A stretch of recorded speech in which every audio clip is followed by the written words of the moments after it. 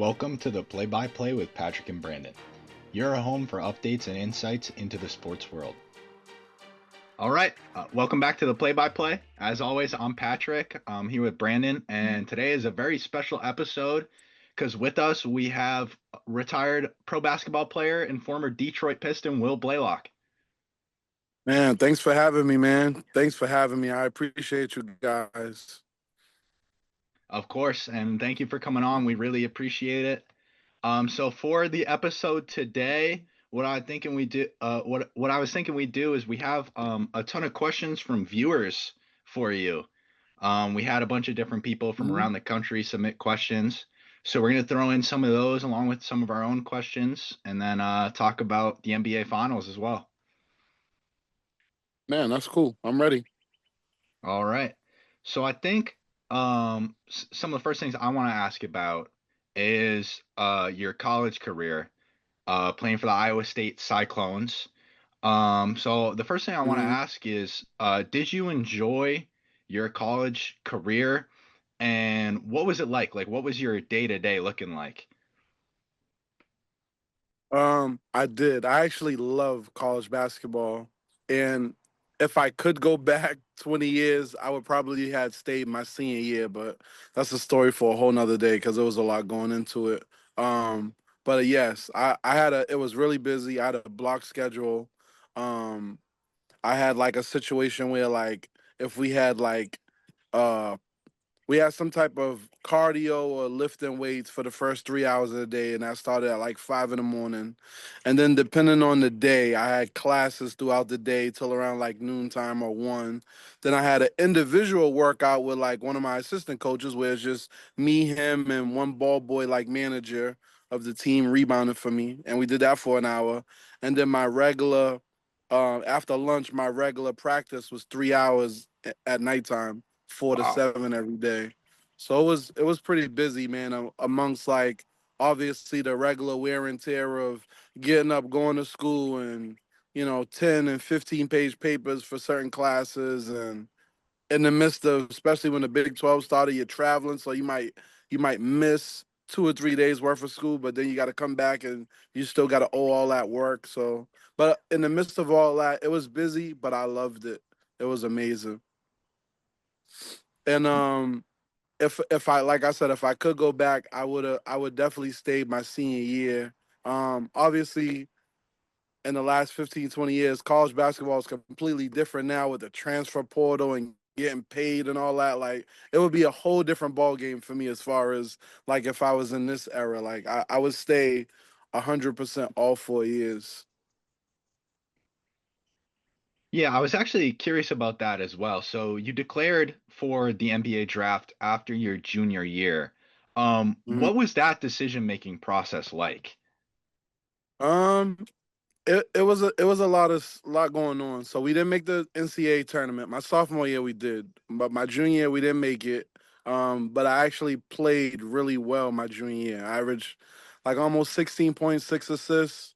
I was like third team all Big 12. So I had all the accolades like that everyone else that was getting pushed in the draft had. And my stats were better than most of them. So I felt like after talking to a couple agents and doing a couple NBA workouts that I felt like I was good enough to compete at that level. I didn't know if I was going to get drafted. I didn't have a big name like a Rajon Rondo in them. I wasn't a household name like that, although my stats were better. So I had to like win people over with the eye test when they interview me. Obviously, when I compete against them same guys on the court, and that was my way to like, like my decision making. Like, had I went to my first couple of interviews and they gave me like a negative, like you need to go back one more year, then I probably would have listened to that. But I didn't have none of that.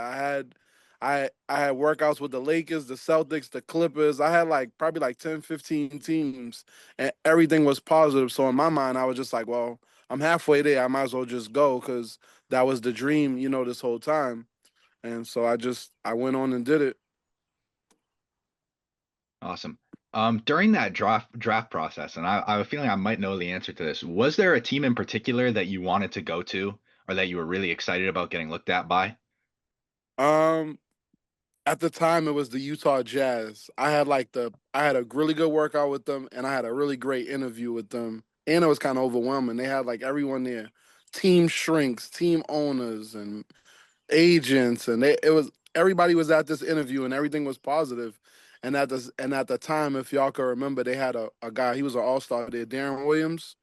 Oh, yep. He was a starting point guard there, but they wanted a backup point guard, and all the guys that like they said they went to all of my games, you know, like they liked everything about me. Like, so I think it would have been a smooth transition had I did that, but I did like some stuff that I don't recommend no one do. I like change agents like 24 hours before the draft.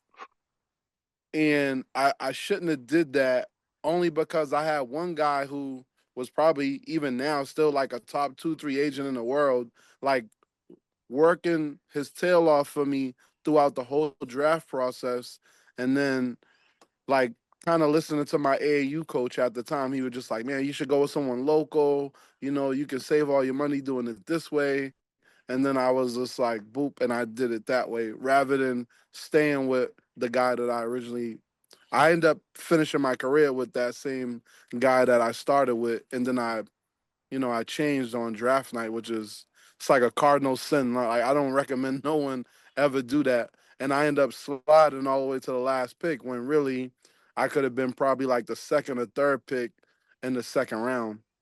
So that was like a big, it's a difference maker when your last pick you have to make the team. There's nothing set in stone when you get drafted last. You got to make everything. So hypothetically, you got to go there, play well. You still got to go to like a veteran camp. You got to go to summer league, play well. You got to do everything, in order to get like with like what comes with being in a second round pick. But the way my deal was structured, once the number one pick signed, I signed a 1 year deal. That's like that like never happens. So if you ever look it up in the history books, the only 60th pick, well, the first 60th pick to ever get a guaranteed contract was me, Wow, 2006. Yeah, crazy. that's awesome. Um, Yeah. did you feel like any extra pressure specifically with being like the 60th overall pick? And do you think you got like a fair shake in terms of like opportunity to play at that level in the NBA? Um, my career, unfortunately, with my health was short lived, but I didn't. I already knew what I was going into with Detroit. They already kind of like Joe Dumars was the GM. He sat me down and he was brutally honest. He was like, "You played well all the way up until this point. That's why we're gonna draft you." But we do have Chauncey Billups, who at some point is going to be a Hall of Famer, which he was right. Chauncey Billups made the Hall of Fame. So he was already telling me it wasn't going to be a lot of minutes for me. And then the first thing he gave me a printout of Michael Redd, if you remember that name from the Milwaukee Bucks. His rookie year was similar to mine. He was backing up Ray Allen, and he didn't really play a lot. But he was like, learning on the job, picking his brain, looking at the game from a coach's standpoint, kind of, because you're not going to be playing much. But then in practice, picking his brain and learning, you'll be able to, like, in the next 3, 4 years, you'll be able to develop into a really good point guard. So I kind of went with that resume and I was like, you know what? I'll stick to the plan that they got me on, assuming that I was going to play longer than a year. But unfortunately, just with my health, I had some health scares and it kind of like, you know, my career went from really good and promising to like it was just like a roller coaster. So I can't say that I didn't get a fair opportunity. I did. I was there, but my second year I got hit in my neck. I had blood clots in my carotid artery, and it just changed the trajectory of like my NBA career, so to speak. So I can't say that I didn't get a fair shake because I was there. I just didn't get the opportunity to finish out like I wanted to. Hmm. But I Um, didn't feel like I didn't feel like in your second question, I feel like I didn't really have no pressure because I felt like I played all over the world and I played and then competed with like some of the best, at my position and around my age. So I always felt like I didn't have no pressure like or was nervous or nothing. I felt like I was right where I needed to be. I just needed more time to prove myself, which would have came had I stayed healthy enough to do it. You talk Sort about of, I saw sort of a question about college and sort of leading up to the draft. Did you have any games like I know you said sophomore year you made the Mhm. NCAA tournament? Did you ever have like a signature game or a signature moment throughout your college career that you sort of felt like maybe like gave you a certain amount of confidence or something you look back on as just like, yeah, that was pretty sick? I would say my freshman year was my biggest confidence booster. I kind of had in the Big 12, if you look at my 03-04 was my sophomore year. So the tail end of my sophomore year, I had played against Kansas, and they were the number 2 team in the country. And it was on like a Saturday afternoon. Everybody's watching, obviously, on TV, and I had 11 assists and no turnovers that game. I can remember I probably had like 4 or 5 points, but I had 11 assists with no turnovers. And I can remember like my college coaches was so like on me all day for the last few days leading up to the game about like, making sure like I protect the ball because they got Aaron Miles and they got all these McDonald's All American guards that are gonna be picking me up full court and the floor is gonna be shaking, 15,000 people screaming, you're not gonna hear nothing, and we won the game. I played well, and after that, I felt like almost like bulletproof. Like that was like my confidence booster leading up to like my what I did my sophomore and my junior year. So I would say that specific game was part of the reason why like it didn't matter against no one else. There was a number 2 team in the country. They had like 6 NBA guys, well, future NBA guys on that team. We beat them, and I felt like no one could stop me from going where I needed to go. I went everywhere I wanted to on the court without making a mistake. And that was my freshman year. So after that, I felt almost like bulletproof. Nice. That's a pretty sick story. And sort of going off of that, what was it like playing in the March Madness tournament? That I mean, everyone watches that every year. It's a huge event. I tune every single year. What was that like being on such a big stage? Man, just the preparation alone is like overwhelming. Like usually, like we had our own team playing for the Big 12. So if we had to fly to Missouri, Colorado, Texas Tech, all them schools, Baylor, it would just be us, obviously the coaches, the athletic trainers, um, and kind of like that's kind of it. And I think we had like one color commentary guy that would go with us. But for the NCAAs, we were on like some like big plane with like the cheerleaders and there's people from like donors and their families and all Iowa State people. It's like overwhelming. And then when you get to the hotel, everybody's staying at the same hotel. When you leave, you got the band playing. Everybody wishing you good luck, and then like you have to, it's almost like you have to perform. So it was I would say leading up to the games was more overwhelming than the actual like game itself. And we weren't really slated really highly touted like that. We just was like a real, gritty, good defensive, and we had some good solid players that was can score the ball, but I wouldn't say we weren't a household name like Kansas and all these other big programs. Just so for us to compete at the tournament at that level just was a good thing for me. We ended up losing in the second round that year to North Carolina, who ended up winning it that year, and they were loaded too. So we lost to them in the second round, and then they ended up winning the whole thing. what is the experience like in like a March Madness type game where it is do or die? One game against one opponent and it's all or nothing. How does that feel, especially in comparison to like the slog of like a long regular season? I would feel like it is added pressure, but if you got good coaching, you definitely be like well prepared because we had like scout reports on everybody. If someone couldn't dribble left, someone couldn't dribble right. If they only wanted to shoot corner threes, chase them off it. We had like we watched film every day. We broke everything down.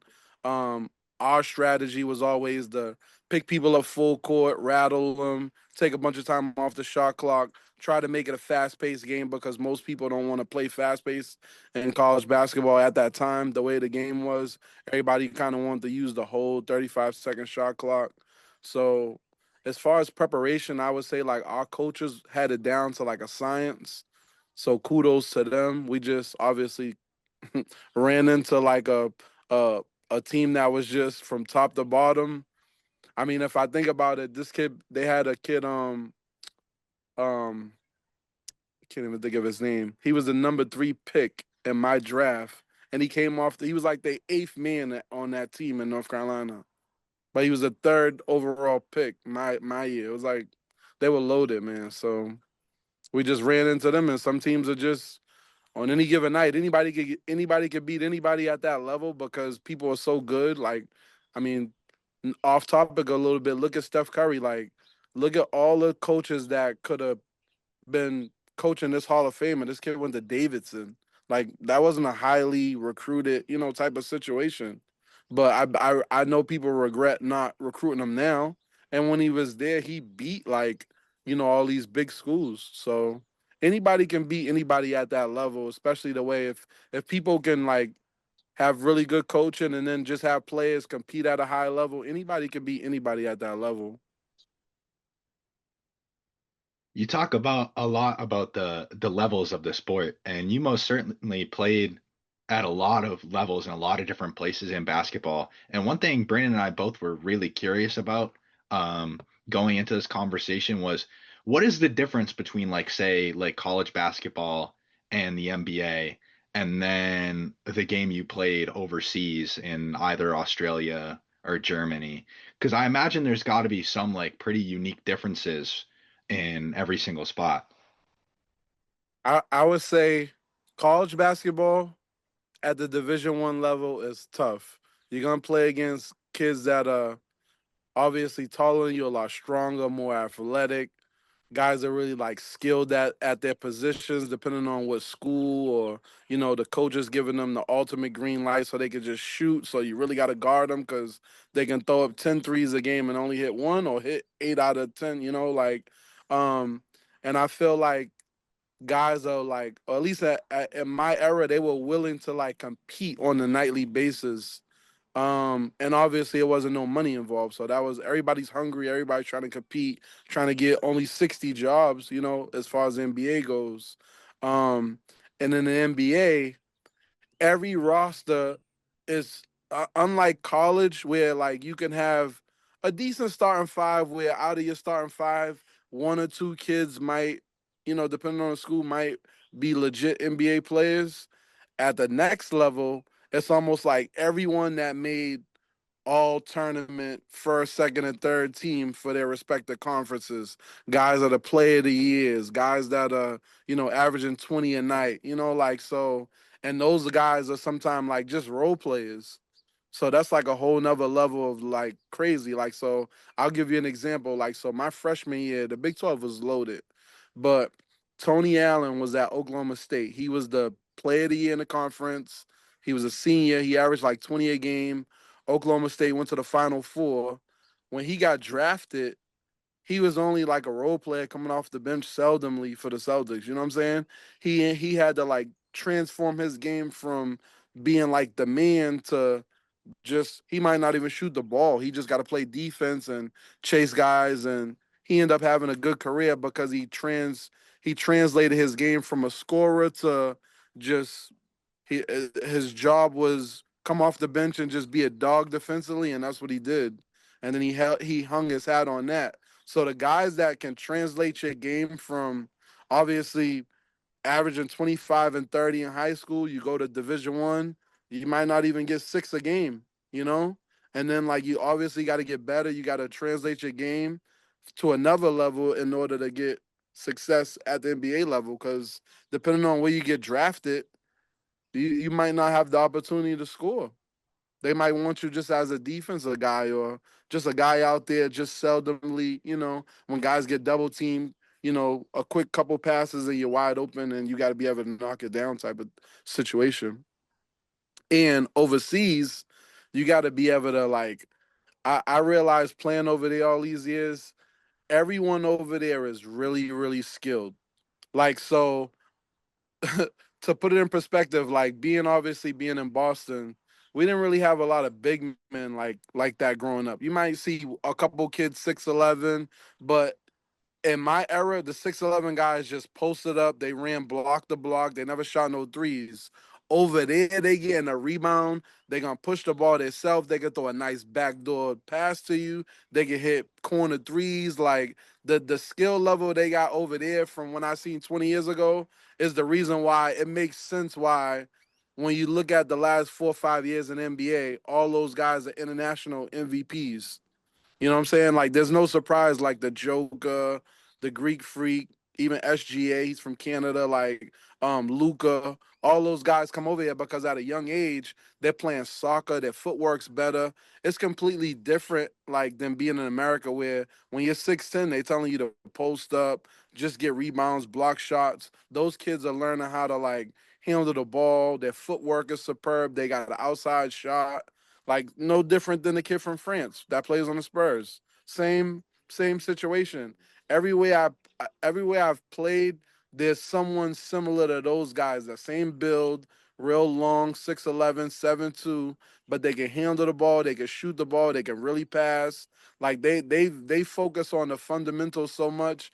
Where in America, when you're born here, you kind of learn it backwards. You want to like dribble between your legs, behind your back, before you can learn how to jump stop, read the defense, really find out how they guarding you on pick and rolls. Like we kind of learn it backwards. Over there, they break down the fundamentals so much, and that's why when they come here at 18, 19, they're so good. So I would say that's the difference between the levels. Like over here, being really, really athletic in a small town like, Newton, you can be really good.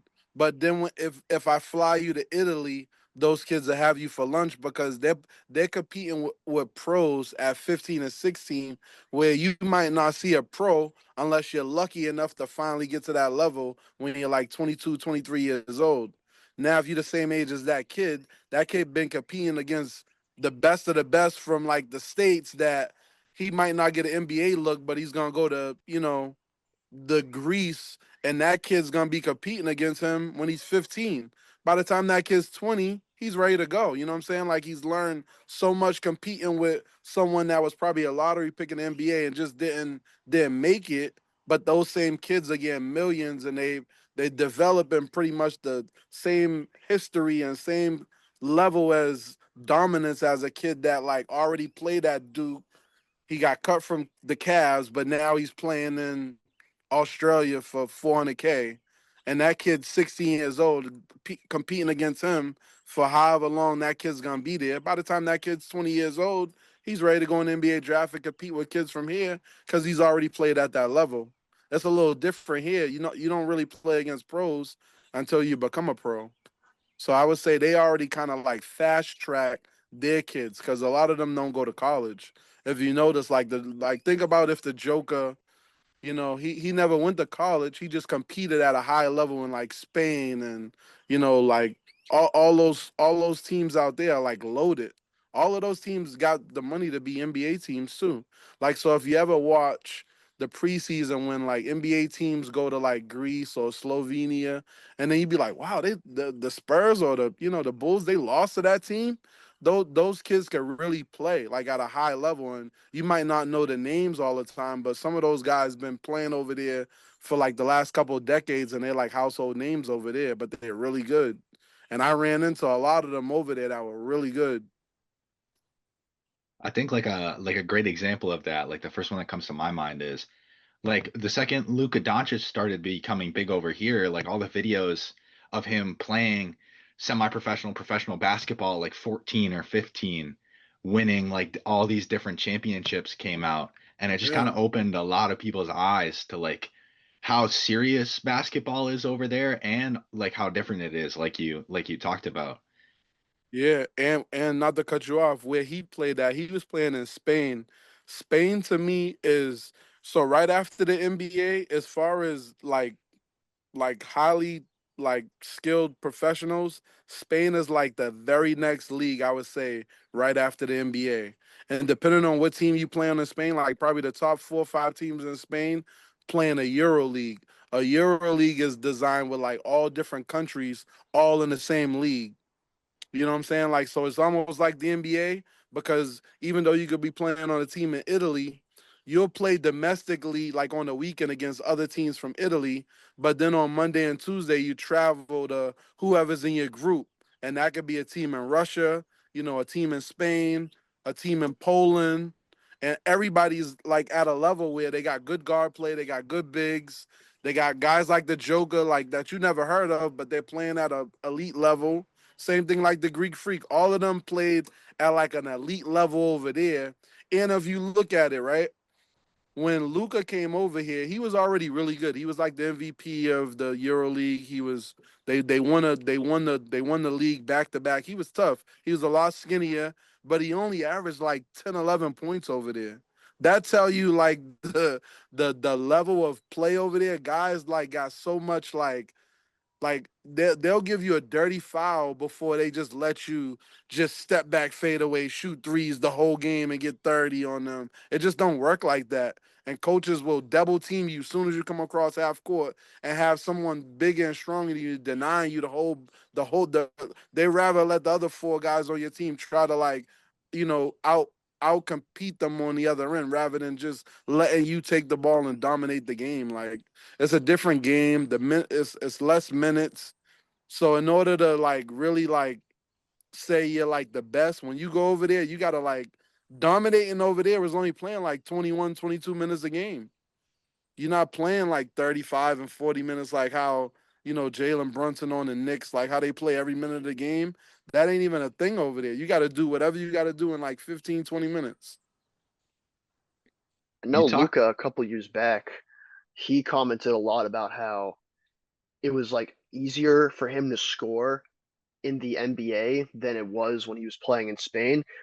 That like perfectly Yeah, lines up with what you've been saying. Like the more physical yeah. defense, less minutes. Like It's less minutes. It's way more physical there. They're not bailing you out with like you pump fake, somebody bump into you and you shoot three free throws. It ain't. There's none of that over there. There's no like defensive 3 seconds. So guys like the Jokers, like so if you got the Joker, the Greek Freak, and another good shot blocker, you could put at least two of them in the paint or at least one of them in the paint at all times over there, and no one has to move out the lane.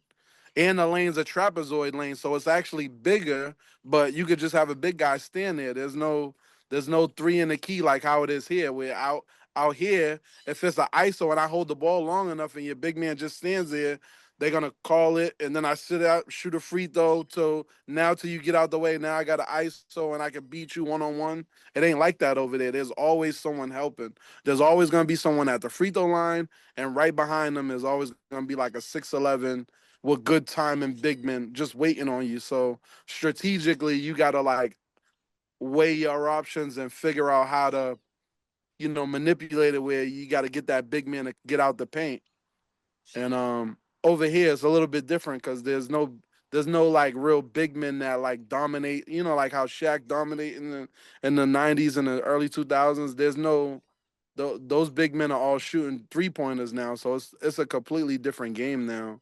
But that's why I said like Luca, when I watched him over there, his skill set was already ready for this level. I just didn't know he would come here and dominate like how he does. Because he's not really fast, he's not really athletic. But as far as and same thing with the Joker might have less dunk. Like Westbrook playing with Denver might have more dunks at the point guard spot than the Joker on the year.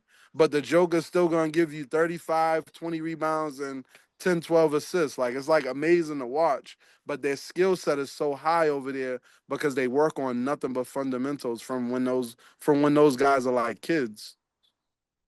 sort of going off of people who are like fun to watch. Were there any players that you really enjoyed watching growing up, and are there any players in the NBA or elsewhere today that you really enjoy watching? Like I said, I still to this day I root for Tyrese Halliburton because obviously he went to Iowa State. Um, but I just like guys that could compete at a high level. I always been like a KD fan. Obviously he's getting older now, a bunch of injuries and stuff. It'll be exciting to see where he goes next. I'm hoping he goes somewhere where the team's already good, and he doesn't really have to try to go and get 28 and 30 a game. If he can get like 20 to 24 a game on like the Knicks, but obviously the Knicks are gonna have to lose a couple players, something like that for him would be good to finish his career out. Um, but I always like Chris Paul. Me and him kind of grew up together. I played against him in AAU. So I always like watching his career. He was always really good for me. Because he was just like a normal, some of these guys when you see him, they're 6'6", long arms. Like he's not like that. He's like average height. He's like me, 6 foot. You take his shoes off, he's 5'11" and 3/4, and then he's dominating and leading the league in assists and all that stuff. So I always commend him on just a great career he had. Um, but I always say like my all time favorites was like Magic Johnson when I was a kid.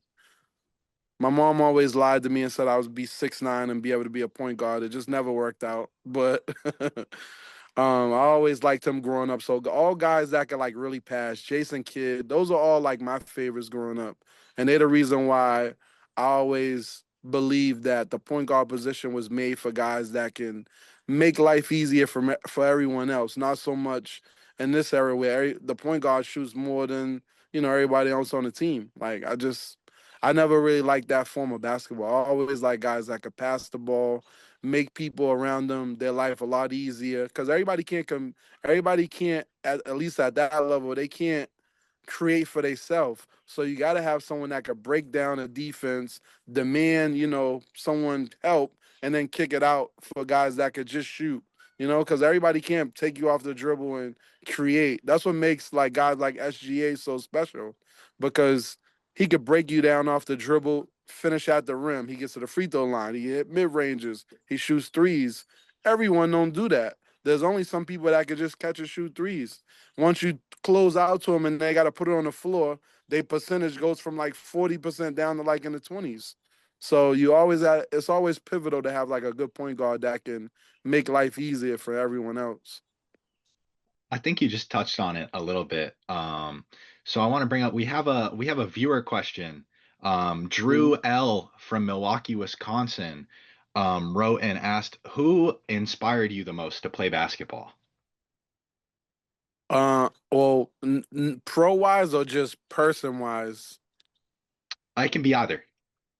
Um, I would say my sister. So I got an older sister. She's probably 7 years older than me. And when I was coming up, I was probably 7 or 8 when she went to UMass Lowell. And her name is Marsha. And she was a little point guard. She was tough. And she made me appreciate like being small and being gritty and being she taught me all the little things as far as like it took to like compete at like that level. And they wasn't Division 1 then. She played, it was Division 2. But she led her team in like rebounds at like she's probably like my mom's height, all of like 5'5". She led the country in steals. She just was led them in scoring. She led them in assists. She like broke every record at that time. Who knows? I mean, that was in like the late 90s. Who knows what where it stands now, but she was probably the one that really started me off on wanting to like, we used to go to our games. It was always packed houses. I'm like, man, I can't wait to be able to like go to college. Like this is a crazy atmosphere. So I would say she was like my motivation to want me to do better as far as like, in the classroom so I can get to college myself. That's sick. Super cool story. And we have another viewer question from Mm. Chris H in Plymouth. And this is something that you mentioned earlier. You grew up playing against Chris Paul. Who is the hardest player you've ever had to guard? When I got to the league, Steve Nash. Oh my God. Talk about somebody he wasn't athletic, but he was quick. I can't say he's like a blur fast, but he was really quick and he was really, really smart. And when I mean smart, like strategically, he was like one step ahead of like everyone else the whole game. Like he was like a mastermind to play against. So, and I'll give you an example. I played against some Chauncey Billups that got hurt. So I played more minutes that game. But Steve Nash and my scouting report was telling me I had the keep him going left. Because at the time they had nothing but 3-point shooters, if I remember. Because they had Joe Johnson, they had Quinn Richardson, who led the league in 3-pointers made. Sean Marion with that bad shot, but it would go in. And then they had like Leandro Barboza. However, they had it. It was like four guys around the perimeter, and then Amari Sotomayor just setting screens and rolling every time. Nothing else. And every time that I would consciously in my mind think like I have to make him go left, he would manipulate the screen where like I would fight like hell to get over the screen, and then he would just call Amari back. And as soon as I'm tired, I don't want to get hit my shoulder again. I'm like, oh man, I'll just go under this time. As soon as I went under three, now I'm like, all right, I can't go under no more because I already know he could shoot. Every time I went over the top, he would like bump me a little bit and then find like an open 3-point shooter. He was like it's hard to describe it, but he was like a wizard when it came to like every little thing. Everything in transition, he made like the perfect like key passes to like he would do stuff to like manipulate everything. Like so if it's a 2-on-1, obviously you're taught to just be in the middle. But with Steve Nash, his eyes would have you like think like, oh, he's gonna zip it that way. Let me go over there. And then he would go the complete opposite way. Like he was a wizard when it came to like guarding him. It was an unreal experience and an eye opener. And I actually sat down with Rip Hamilton and Chauncey Billups after that game, and I was just like, man, I feel like I competed against anybody. Like at that time, Marbury, Steve Francis, all these dudes that was all stars, Iverson, but Steve Nash was on like a whole nother level. Almost like when you're a really good checkers player and someone sits you down and play chess and you have no clue how to like move or nothing. That's how Steve Nash, that's what it reminded me of, guarding Steve Nash. He was unreal. That's a great story. And it also leads me into something else I'm really curious about. Because I imagine a lot of basketball fans watching this hear the name Steve Nash and, our eyes all light up. We hear Steve Nash and everyone just gets a little bit excited. Is there anybody you Mm. played maybe overseas or in the G League that was like a really tough guard and just like a hard fought battle that doesn't get the spotlight over here, but from your own personal experience, you think is pretty amazing? Um, I got a couple. I mean, in the G League, there was a lot of guys that didn't really get called up that was like just nasty. It would be too many to name, but I would definitely say I had to guard a guy, and he actually I want to say he played in the NBA for a little bit. Um, his name was Sarunas Yesikaviches. If y'all maybe back in the day you won't remember him, but he was a backup guard for like maybe like the Pacers one year, maybe Golden State one year. He didn't really get like the notoriety here, but he played with a big club over there called Maccabi Tel Aviv when I was in Israel. He was like he was how can I explain this? He's on like every when you get to Israel, he's on every billboard, whether it's like, Hanes draws or like ice cream out there.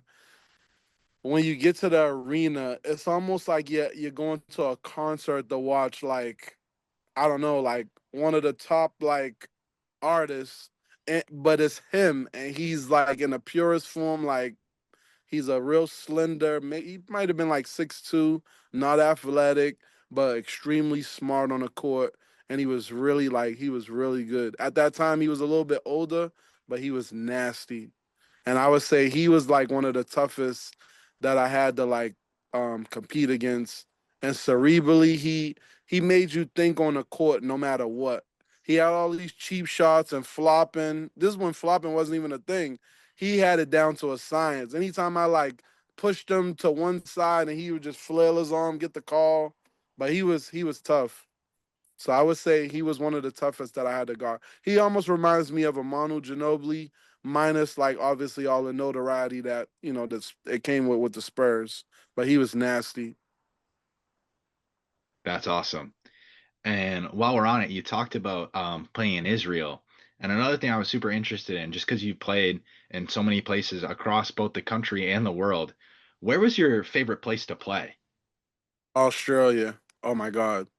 Favorite place to live, favorite place to play. It was really, really physical over there. I had to get used to that. It was a lot over there. You would almost get killed, and it'd be like a no call over there. It was unreal, but it was amazing. I had an amazing time, and minus all the like animals that could kill you out there, Australia was my favorite place ever. I always say if I could retire two places, it would be Chicago because I spent all my off seasons there, preparing. And Chicago has so much like just everything, but Australia was my favorite place ever. The flight took forever to get there, but once I got there, it was amazing out there.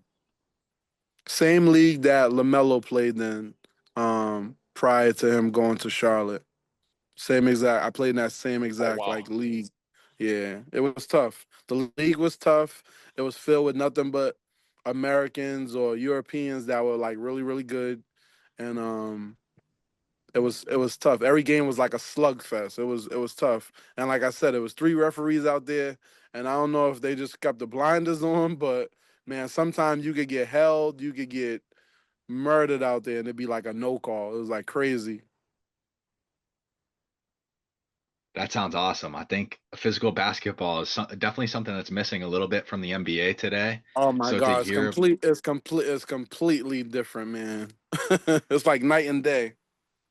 Like how else like obviously the physicality gets talked about a lot. Are there any like other ways that you think the NBA has changed since you played compared to where it is now? Oh, 100%. Like when I played. The big man wasn't shooting all these threes like how it is now. Like so when I watch the Celtics, and I love watching the Celtics, obviously I'm a Boston kid, but when I see them sometime and they shoot 40 and 50 and 60 threes a game, that's like unheard of. Like so when I played, it wasn't a lot of threes getting shot like that. Even on my team, like Chauncey shot a couple, but on a real big night for Chauncey, he would go like 3 for 6. Some people could shoot six threes in the first 4 or 5 minutes of the game. Like I don't. It's completely different from the way the game was played then.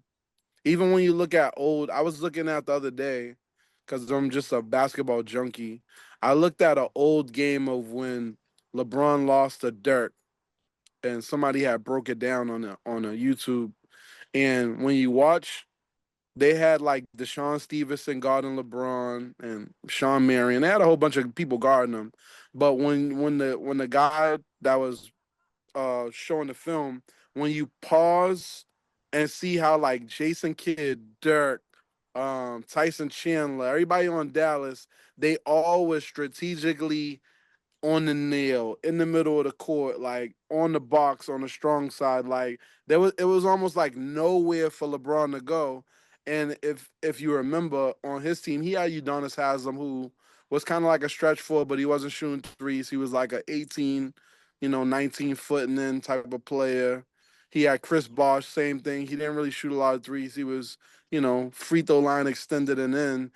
D Wade didn't shoot threes. So there was almost like nowhere for LeBron to penetrate. And then when he did penetrate, it was so clogged. There was nowhere for him to go. Now everyone's around the perimeter and it's like a wide open lane. And like the Celtics will still like be ISO'd, make a move, step back, fade away three. And I'm like, they had the whole lane. There's no way that you settle for a step back, fade away three. But the game is played completely different. The only team that I would say plays similar to how the game's played now is that Phoenix team that I was talked about earlier with Steve Nash. And they had nothing but 3-point shooters. They had Joe Johnson on one wing, Quinn Richardson, who led the league that year in 3-pointers made on the other wing. And they just would light it up. And that's all they like. Mike D'Antoni was an overseas coach first. So he translated that like they really had like a 7 to 8 seconds or less um offense the whole game. So Steve Nash would go up, whether he's gonna shoot it, come off a pick and roll, make a play, and it was gonna be a shot up. There was not gonna be no swing it around, two or three pick and rolls, none of that. It was one pick and roll. He might reset a pick, but then after that, a shot was going up. There wasn't a lot of time involved. So I would say they were the only team that would be able to like so to speak, compete to the way the game is played now. Yeah, I think we're at like such an extreme in basketball right now. And you talk about the Boston Celtics, and I think one thing that frustrated me watching them play this playoffs, especially against the New York Knicks, is you have 6'10" Jason Tatum at the top of the key, and he's breaking somebody down, but then he's not taking it to the cup. Yeah, Um, it's so frustrating to watch, but the way the game is played, unfortunately, and I can always blame like these trainers. So what happens is, and no disrespect to them, but they kind of like ruin the game. And what I mean by like, so I'm 41.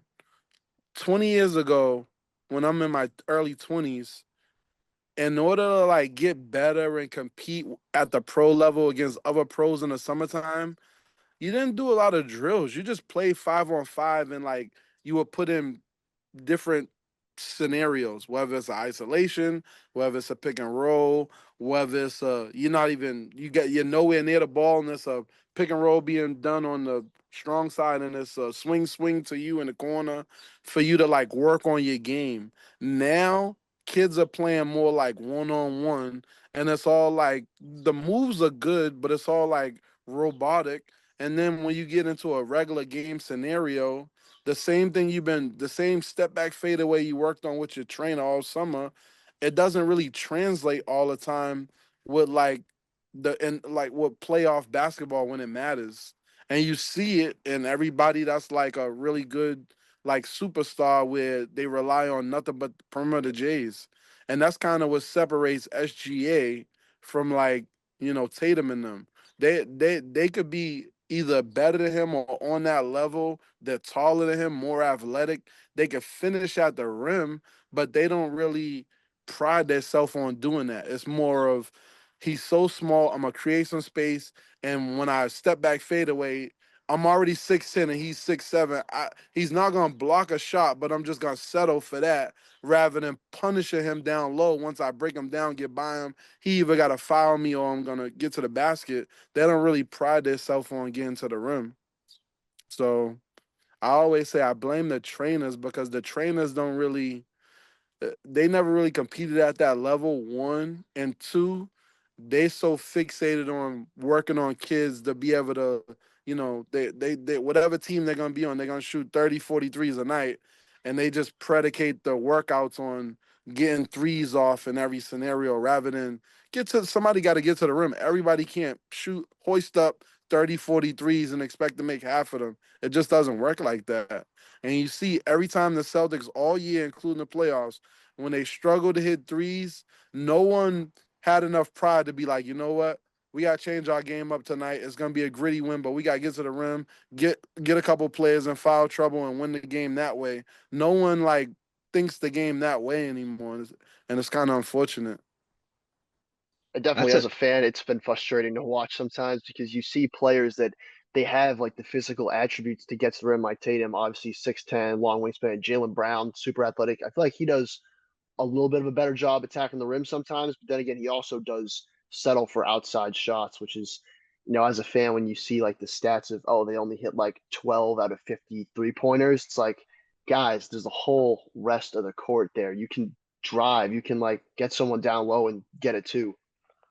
Yeah, I always said like if I was coaching the Celtics, especially this year, I mean, honestly, I mean, they had a lot of injuries. Well, you can say that about every team. Everybody's been hurt, with the exception of probably like OKC. They've been kind of pretty healthy all year and dominating. But if I was a Celtics coach this year, I would have told them, we've been playing great all year. We're a top 2, 3 seed in the East. We're not gonna like live and die by the three. I'm gonna like set up a couple different offenses where Tatum could catch the ball at like the free throw line extended area. That way it's a closer shot. Now, if you want to create step back fadeaway, you're not step back fadeaway and shooting threes. You're still around like 15 to 18 feet around the rim. And then if it's an ISO situation and you got like Jalen Brunson, who's their best player, I got to post him up and make him foul somebody so he can sit down.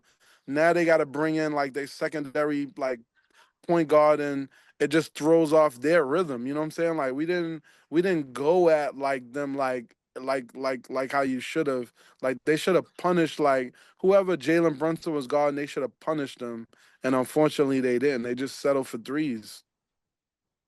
I think that's a great point to bring up too, because you look at the stars on the New York Knicks and Jalen Brunson, and then also Karl Anthony Towns, who found themselves in foul trouble in a few of those games, even without us Mm, attacking the rim like that.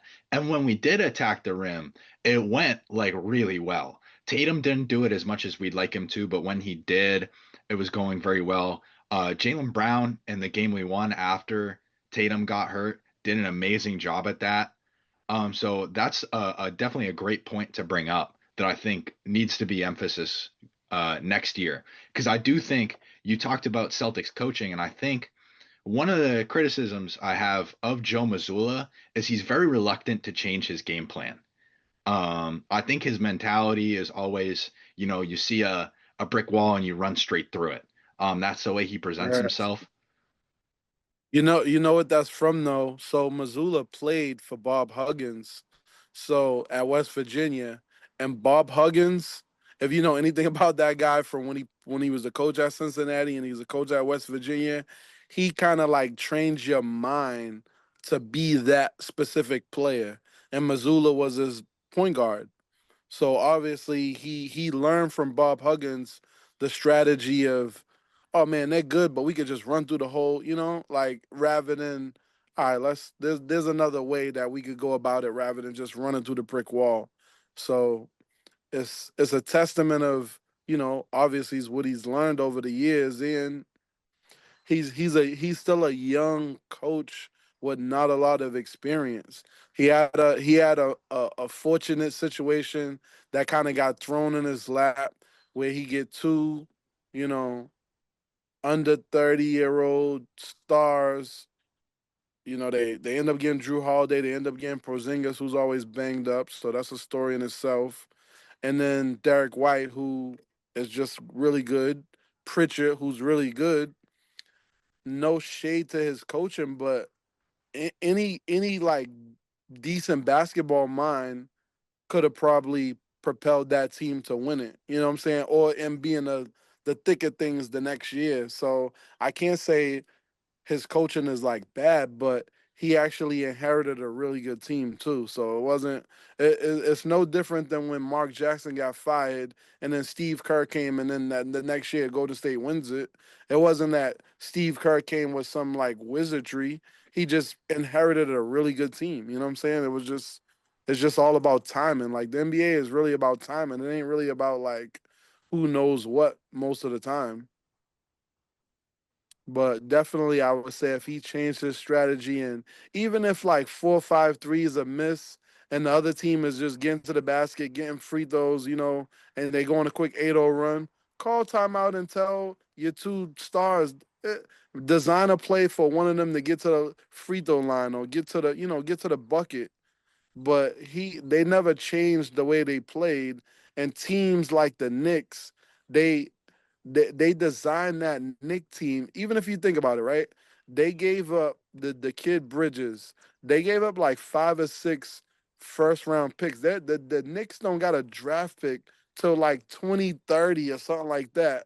All to get a kid who's similar height to Tatum and Brown, similar, like not great athleticism, but can compete with them. Same thing with OG and a newbie.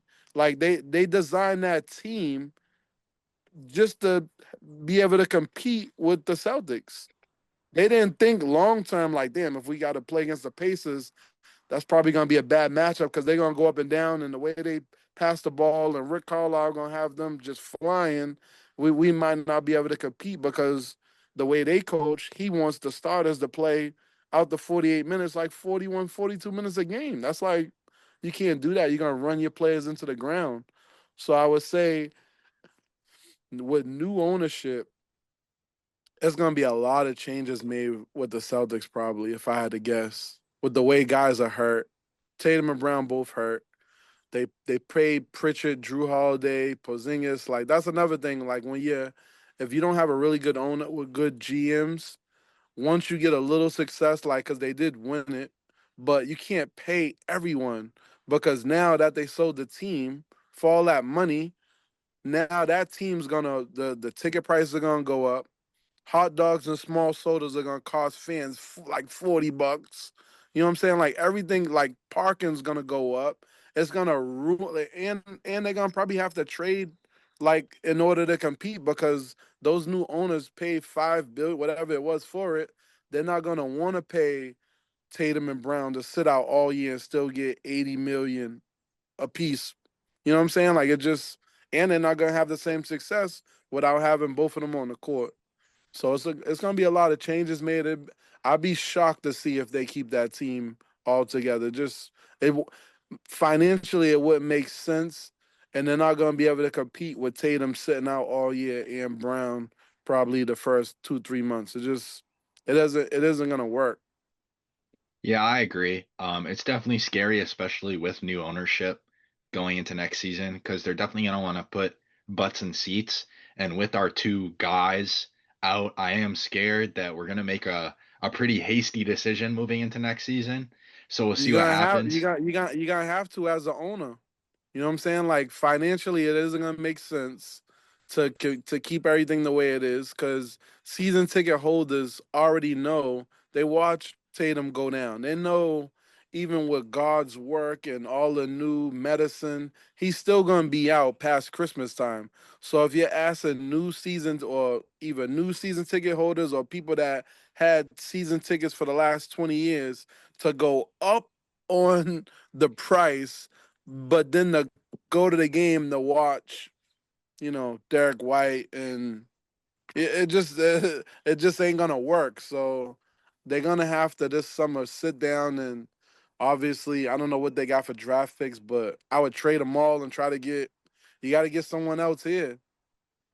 A lot What's of really people a got a lot of people got the Greek freak on the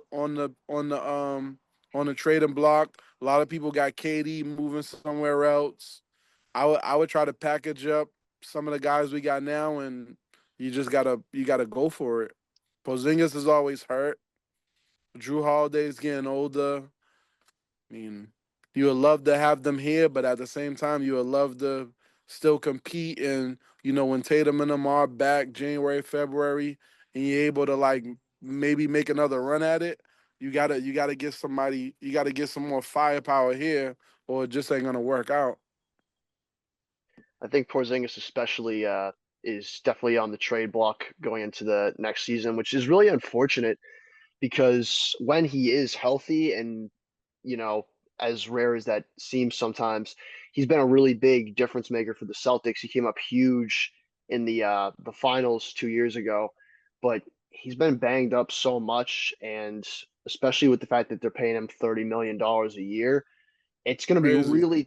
it's going to be really tough, I think, for Boston to justify continuing to pay him that money to only play like 40, 45 games a season.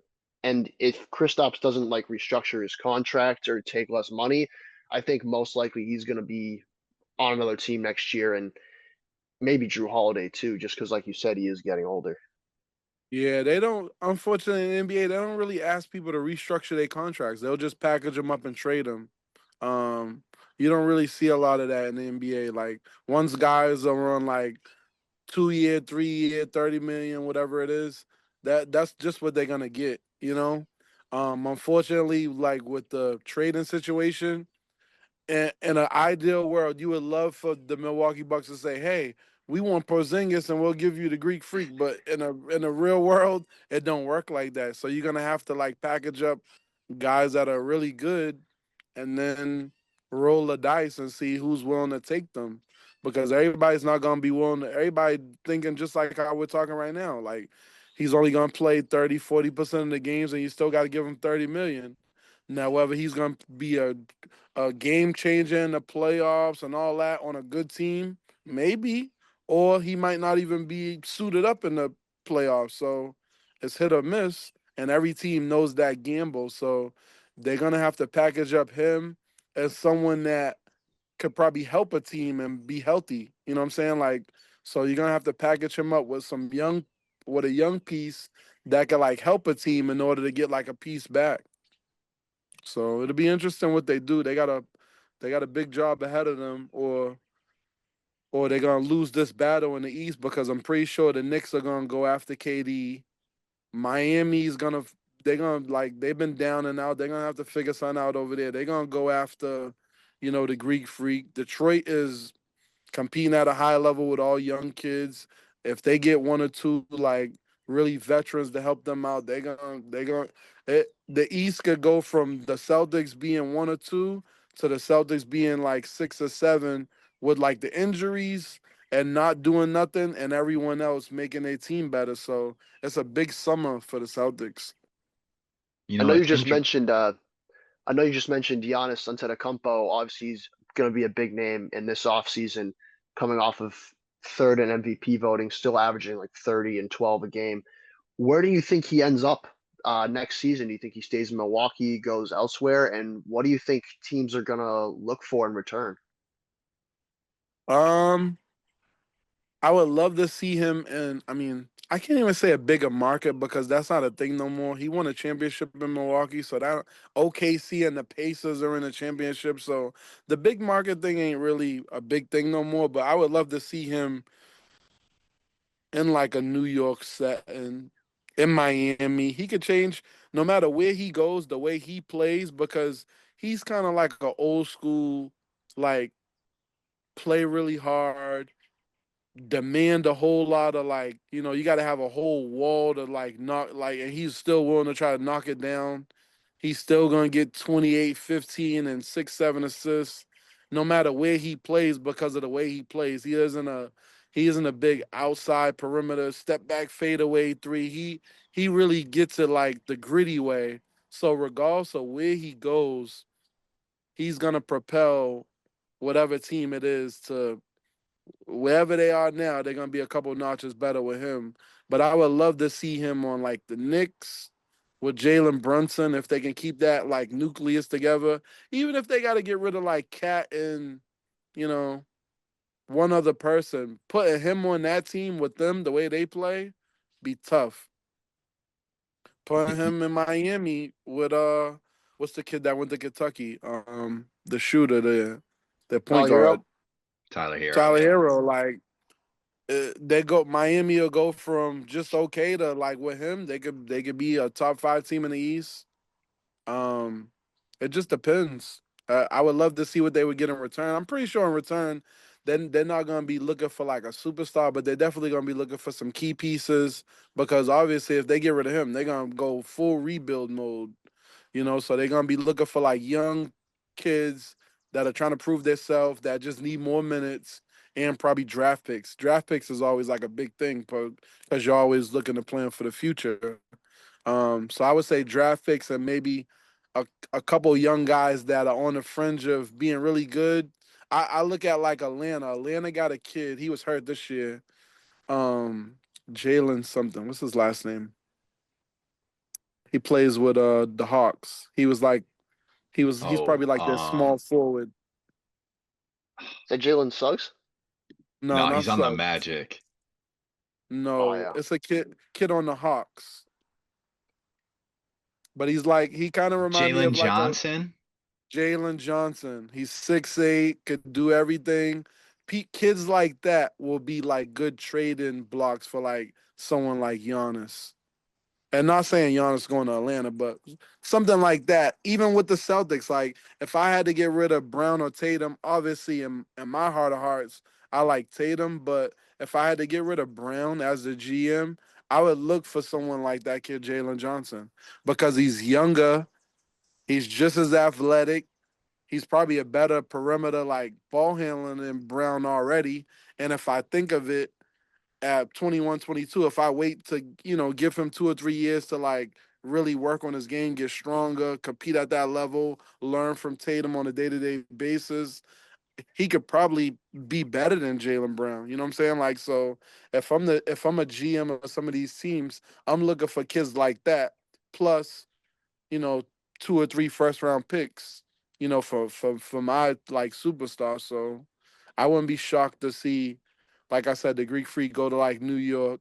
He'll change up that atmosphere, but he would make them so tough. It's funny that the conversation has gotten Giannis because we had a viewer from Milwaukee, Wisconsin, submit a question. Drew L wants to know, what are your thoughts on Giannis and where would you rank him in current players and all-time players? Just at his position. We can do position or in total. It's up to you. I label him as a power forward the way he plays. Mhm. He's probably like an easy top 2 or 3 power forward right now today. And all time, eh, he's probably I would probably say all time probably I can't say there's 15 or 20 guys all time better than him. You could put him on. You could put him at the like 80s when Jordan and all them played, Dominique Wilkins, and at 6'9", 250, whatever he is athletic, fast, playing at that position. He would have transcended the game as far as somebody being 6'10", being able to block a shot or get a rebound, beat everyone up court, and then dunk on someone. You know what I'm saying? Like, there wasn't a lot of players around, no era. I mean, obviously now the game is just more fast and more athletic, but there's nobody that I can remember that could play like him. Everybody always says, "Oh, well, Charles Barkley really is only like 6'4", 6'5". He's not like 6'10", 6'11" like these dudes are now. It's completely different. Um, and no disrespect to him, he's a Hall of Famer. He's a top whatever power forward in his day. But like, even when I think of like Karl Malone, all those guys that were Hall of Famers in the 80s and 90s, they can't compete with Giannis. It just ain't it's just a different level of just his energy, the way he plays. Like I always think of like that closeout game in the chip where he had like 50. Like, there's no one doing that at that level. The way he competes, like, it's unmatched. So I would say he's definitely like in this position right now. He's top 2 or 3, regardless of whatever power forward you like. And all time, he's right up there in the 15 or 20 range of like all time. I would say easily. While Sort of we're speaking on all time, we had sort of two related questions come from Chris H from Plymouth. Who do you think is the greatest of all time, and how do you think you would have fared playing 1950s and 1960s basketball? Oh my goodness, that's a loaded question. Um, I always say all time is Jordan, and I like LeBron, everything he's done for the sport for the last 20 whatever years. But as far as like if the game is just fixated on like stats and all that, like he's gonna win that battle because he's played 22 whatever seasons. But as far as like competitiveness, like just God, like just I don't know, just ability, footwork, and I had to play against Kobe my rookie year, and it was almost like unreal watching him. And we won the game, and I still felt like, oh, Kobe didn't do much. And then when I looked at the stat sheet before I got a shot, I'm like, oh yeah, 40. Like, it didn't seem like that he like was dominating like that. But obviously the way they played, like, it was a whole lot of like catches for him around the mid post. He doing all this pump faking and getting to the free throw line. So I didn't really take into consideration. Like, he probably went to the free throw line 15 to 18 times that game. So half of his points was free throws. But as far as just like overall skill, like I haven't seen no one better than like the Jordan and Kobe's of the world. And LeBron is really loaded with like he's more of like a team guy. Like, as far as he'll get everyone around him better. Like, his overall like feel for the game is just a higher level than most people. But as far as like competitive edge and really like going at someone's throat and wanting them to like submit and just winning by all means necessary, I always will put Jordan on a higher pedestal than LeBron. It's just something for me that I never seen nothing else like it except when Jordan did it. And then Kobe, obviously, Kobe was just another level. As far as 1950s basketball, I don't know if I watched like enough of it to like even know. But even like in the like Pistol Pete and Bob Cousy and them's era, just a different level of basketball. Those guys were super skilled, but the game itself wasn't where it is today because most of those guys, even then, they weren't obviously getting millions. You know, they were really good in their towns and in their neighborhoods and they were pros, but most of them had like everyday jobs too, like construction workers, by day, but then they played, on a high level at night. So I would say the game was completely different then. It's way more athletic, way more skilled, way more everything now. Even in the 90s, I would say the game is like way more skilled. When you see people like Giannis, who's 6'10", 6'11", the big kid from the Spurs, he's like 7'4". He can handle the ball. Like you would never ever see that like in the 90s. You're never ever gonna see like Dikembe Mutombo get a rebound, get a block, bring the ball up court, throw it behind his back, Euro step, and then finish at the rim. It wasn't a thing then. You know what I'm saying? Like 90s was more like people posting up, Patrick Ewing and them posting up, banging you down low. There was no like 5-second rule with your back behind the basket so they can post you up from the 3-point line and take the whole shot clock and then make a play. It's way more skilled now. So I don't know if I would be able to like maybe if I was born in that time to really say like, oh, it was different, but judging from what I know, it just was just a different game in the 50s all the way up to like the 80s. It was just a different game. Those guys was Absolutely. working at like those guys was working at like the supermarket in the daytime and then like playing professional basketball at night or it was just a different time. Yeah, I agree. I do think it is really hard to compare eras, and I think you had a great answer for the GOAT debate, considering, we've never seen a lot of those guys in that conversation play each other at their peaks. It really is hard to compare eras. Um, And you can't. yeah. I try not to. Like I love Tom Brady, but I never compare him to Pat Mahomes. Even when Tom was in his oldest and he beat Pat Mahomes, I don't put them in that same era because Tom played in when Bill Parcells and them was coaching in the '90s, and it was completely different than how the game is played now. Like it's hard for me to compare like Jordan to like the guys now where they're shooting all these threes. So by default, yeah, they're gonna make more threes. They shoot more. They're gonna score more points at some point if they play more than, you know, 16, 17 seasons than Jordan. But as far as like what he did for the time he played in his era, he was unguardable and guys didn't win a lot of championships unless they were on his team.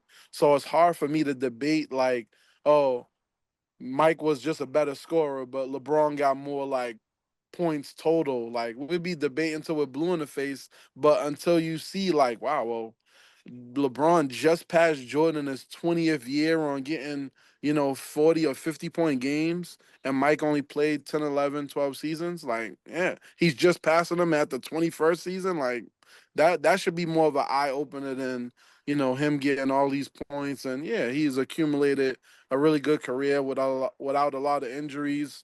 And then Mike just kind of he had his time, late 80s, early 90s, and he just dominated that whole era, and that was kind of the end of it, unfortunately, because he had outside interferences and other stuff going on. But if LeBron had the same story, like he only played this amount of time, he won this many chips, and then they kicked him out of the league and told him to go play baseball, like we'll be able to argue who's really good then, but we can't argue because it's like two different scenarios. This dude played 22 straight seasons of averaging 28, 8, and 8. Yeah, he's gonna accumulate way more points, assists, and everything else than everyone else. That's a debate for like a whole nother day. It's gonna be the same. It's gonna be the same thing with like if Pat Mahomes stays healthy for the next 15, 20 years. He's going to shatter everyone's record because in this era, quarterbacks are just throwing it way more than running backs are running it. You know what I'm saying? Like, it's same thing with three-pointers. Like, I can't say Reggie Miller and Mitch Richmond, all those guys that can really shoot, Steve Kerr, wouldn't be on the same level as Steph and them because Steph and them shoot 10, 12, threes per player a game versus Steve Kerr might have shot 2 or 3 times a game and he was probably went 3 for 3 of those games, but he didn't take 9 and 10 and 12 threes a game, or else he would be on the top of the list as far as shooters too. So it's hard to compare the eras because the game is played extremely different. Like, so if you put James Harden in the era with Jordan in them, he wouldn't be doing all those step back fadeaway threes when they like clotheslining people at and you get into the free throw line because he would get tired of that type of, somebody stepping on his foot with step backs, and the game was just completely different. It was more smash mouth basketball in the 90s than how it's more of a finesse shoot a bunch of threes game today. Absolutely. While you're here, I do want to circle back to today's game. We did talk about it a little before we started filming. The NBA Finals currently sitting at 1-1. We got Shea Gilgeous-Alexander and your boy Tyrese Halliburton lighting it up. So I'm curious about what you've thought of the series so far and who you think's gonna win. I would say, um, like I said earlier, I think OKC is probably gonna win the finals overall. Um, I would love to see Indiana play really well at home and make them like earn it. But defensively, I think of like this kid Lou Dort and all those guys. Even they had this kid Aaron Wiggins just coming out of nowhere, hitting all these shots. They got so many like variables that have to happen for the Pacers to win. Like Shea Gildas got to either get in foul trouble or have a really, really bad game. Um, what's the other kid that's been killing it this year? He was the all-star this year from OKC. J Other wing Dub. J player. J Dub. J Dub, he gotta have like a subpar game. But then they got Wiggins, Caruso, Dort. They what's the tall kid? Chet Holmgren. Chet. Like they got so many like in order for the Pacers to compete, they gotta have like a crazy game as far as from like Nimhard and Siakam, the kid that played here, Neesmith. They all gotta play at a high level, and Halliburton, of course.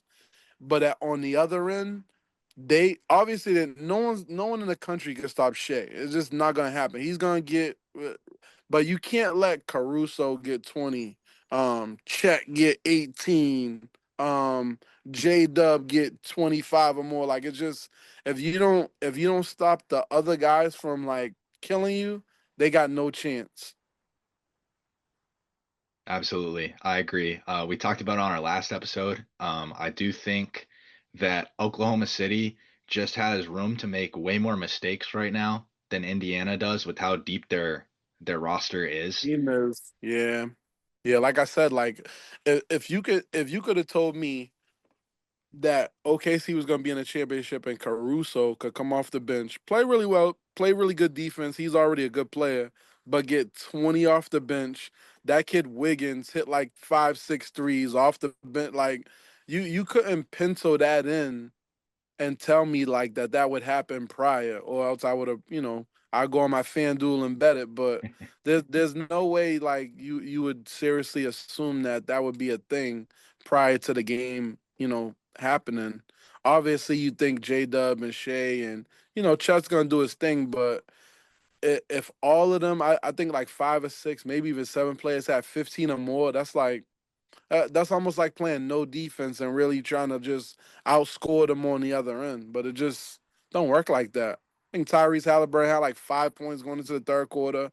He had a couple garbage points at the end, but you can't compete like that and expect for them to like have any success. Like there's no way. They gotta get way more stops than that. And I would love for them to like mix it up. Like they got Shea playing basically 1-on-1 off pick and rolls or isolated situations, and they don't really hold their hat like on the defensive end like they should, the Pacers. So it's hard for me to say that they have a chance like that. They would have to really change the pace. Rick Carlisle is a Hall of Fame coach, so obviously he's probably going to be looking at film all day, and hopefully he changes that. Like, give Shea a different look. He can't come off pick and rolls and have like Halliburton on him, who's not really going to compete defensively, and not have no one like running him, off a double team or just mixing it up. He's just coming off pick and rolls, playing, step back, mid ranges, getting to the basket, fouls. Like, it's almost like he's too comfortable. I would love for them to mix it up and make him a little more uncomfortable. He's too cool out there as it is, but they're not making it any more like uncomfortable for him. He just kind of like cruising through. Oh, this guy's wide open. I'm just gonna pass it there. Like, they got to make it more like uncomfortable for him. I agree. I mean, even in the first game, which the Pacers miraculously won off that incredible game winner, Shea Crazy. really set the tone from the start of the game. I mean, in that first like 8 minutes, he had a majority of the Thunder points just getting in the rim with ease every single time. And he's been able to do that throughout the entire series. So it just makes it really tough for Indiana to try and stay in it. Even if they can take a game here and a game there, like with this one guy dominating you all series, if you can't stop him and he has such a deep team behind him, to do whatever else needs to be done, it's going to be so hard. Yeah, you would have to like. I mean, he literally. I feel like there's no one that could guard him. All right, and we'll just say that. But at the very least, when there's ISO situations or if there's pick and rolls and there's times where you could double team him just to get the ball out his hands, make him back up to half court and find someone else. I rather that. And then you just run out to like the Carusos and the Wiggins and hopefully they don't go 4 for 5 and 6 for 8 from three and all that. But you really would want to hang your hat on that on the defensive end rather than him come off a pick and roll. One of your worst defenders on him, he's gonna get by them. They're gonna be in foul trouble, or they're gonna give up a layup or a mid-range wide open look to him every single possession until he gets 35 a game. You can't win like that. It Every is gonna be game really that you tough ever too for yeah, every Indiana. They especially like they've been doing it all playoffs, and they did it in game one. They play like 3 quarters of like mediocre, kind of good basketball, and then they turn it up in the fourth. But like you said, SGA is so good, and he's been so consistent all playoffs long. You get into a deep hole every single game. The Pacers are not going to be able to dig out of that and close a it's 20 a point gap on the fourth quarter. Yeah, no, it's gonna be impossible. They had a lot of success, unfortunately, with the playoffs doing that. But you could do that against like teams like the Knicks, or even with the Celtics being hurt, you could do that against them because the Celtics did it too. They'd be up 20, and then they would just give the whole lead up and lose.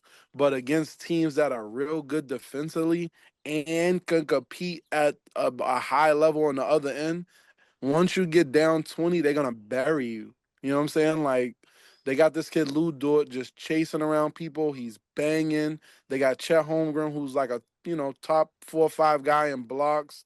They got guys that could compete at that end and get enough stops and make it so hard for Indiana's best scorers to like even get a feel. Like Siakam, like the first couple games of this series has been like like a non-factor, even though like he's probably like their best. He got to be Indiana's best scorer. You know what I'm saying? But him going whatever he went last night, if they keep putting the pressure on him to make or miss shots, and then no one else can like get into a rhythm, they don't have a shot at beating OKC because they don't hang their hat. Like Neesmith is probably, I would say, him and that kid Matherin is probably like their best defenders on the wing, but neither one of them could guard SGA.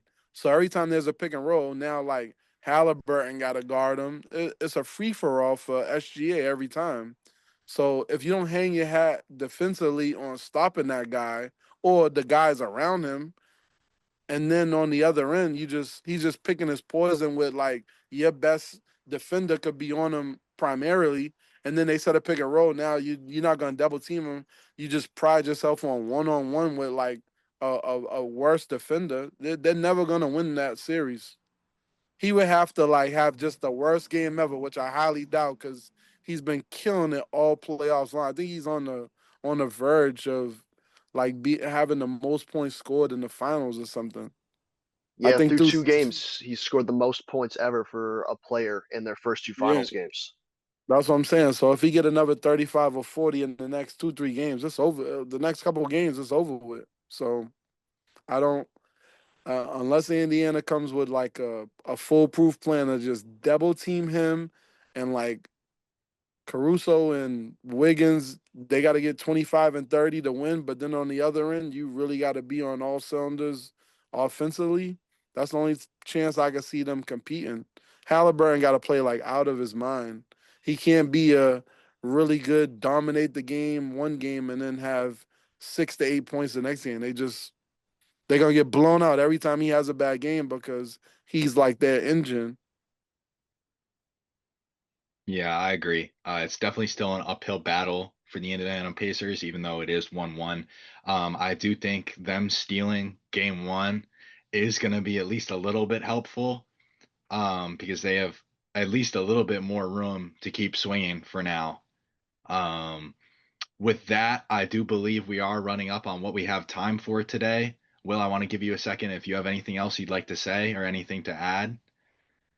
Man, no, I just really, man, it was great meeting y'all, great talking to y'all. I appreciate this opportunity because I love talking basketball. As y'all can see, I'm literally like a basketball junkie. I can eat, sleep, and shit talking about like basketball. So I appreciate it. If y'all ever decide to have me again and I'm able to do it, I wouldn't mind doing it. And I really appreciate it. Of course, and thank you very much. Thank you for taking the time to come onto the show. It means the world to us. Brandon, if you have anything else you want to add. No, absolutely. Thank you very much, Will. It was great talking to you. Great getting to hear about, your whole career journey and all the different, ways that you look at the game. Just couldn't be more appreciative and grateful for this opportunity. Man, I appreciate you guys, man, and good luck with everything. And just keep at it, man. I feel like podcasts is like the new like news. More people read and listen and watch podcasts than turning it to the news. So like, just keep doing what you're doing. Obviously, you guys are really good at it. Just got to keep at it and go from there. And the sky's the limit. Thank you. That means a Appreciate it. lot Thank to you. us. We really appreciate it. So Hmm. that's all from us. Thank you for listening to this episode of the Play by Play, and we'll see you next time. Thank you for listening to the Play by Play with Patrick and Brandon. Make sure to check out our Instagram and stay on the lookout for new episodes on YouTube or Spotify.